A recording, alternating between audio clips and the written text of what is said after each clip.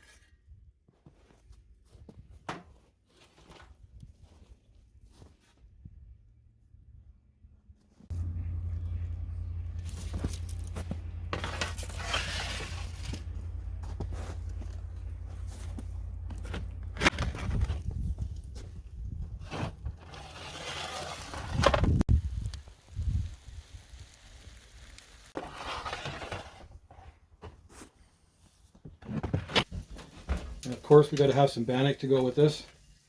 If you want to know my recipe, I will post a link in the description.